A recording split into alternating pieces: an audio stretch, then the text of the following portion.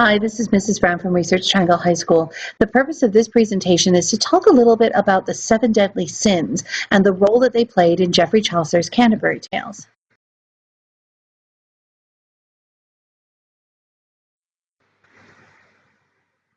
Now,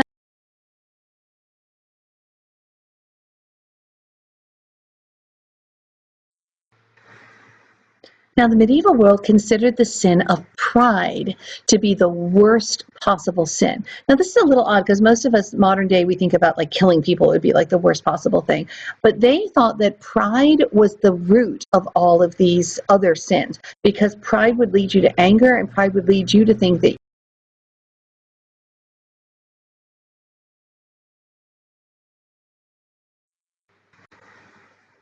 another one of the deadly sins was sloth. We even have a creature named the sloth because it moves so slowly. Sloth is basically an equivalent of laziness. And the idea is that this is a sin because a laziness shows a lack of interest in service to yourself or to others. So if you're slothful, you're not doing the things that you should be doing, either in making yourself better or in helping the world. And this basically shows a waste. It's like saying, hey, God gave you these things and this task to do, and you're just wasting the gifts that you've been given. So sloth was considered one of the seven deadly sins.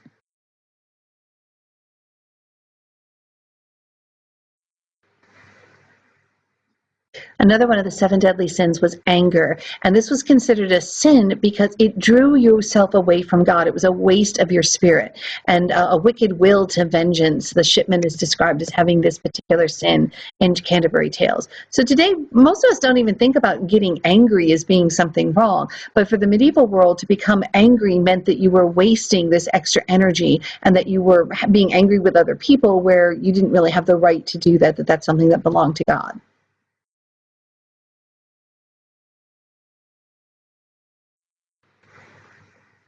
Greed was considered one of the seven deadly sins, and several characters in the prologue, the miller, the doctor, and the merchant, all exhibit this sin of greed. And this is kind of this idea of avarice, because if you're greedy, your focus is on the material world rather than on the spiritual world. So rather than being content with what you have and working for something better, you are trying to get other things that have been given to other people.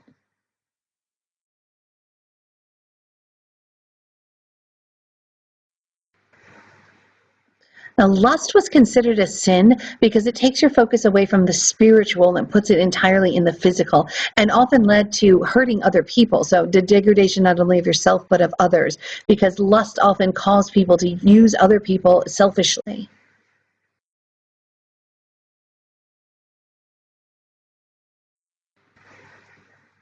Envy was considered one of the seven deadly sins because it means not wanting it means wanting something that doesn't belong to you and something that you haven't earned. And we see the merchant as one of the characters that's described as having this sin of envy. And envy is sorrow at the prosperity of others or joy in their hurt. Either one of these could be considered a form of envy. So again, it's that sense of pride that you know better than you want something that God has not actually given you.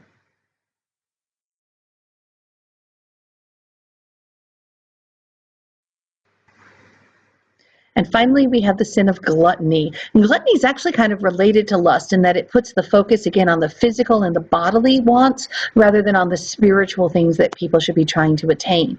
Gluttony means a focus on food and drink, like eating too much and wanting too much. And again, it's sort of wasting food and taking more than you need. So it's kind of a theft in some ways as well.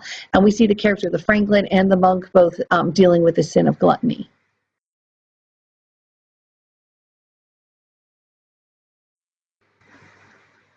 So here's what I'd like you to do in your WISC journal. Instead of asking some questions about this video, I'd like you to try to answer these. This first is looking over these seven deadly sins. First of all, which one do you personally feel that you have to struggle with the most? Secondly, describe a time that you know someone else who maybe really struggled with this. Which one of these do you think causes the most problems in the world today? So which is the one sin that seems to really be connected? And finally, do you agree with the order of these sins? Or would you say that something else is worse than pride? And we'll be talking about these back in class.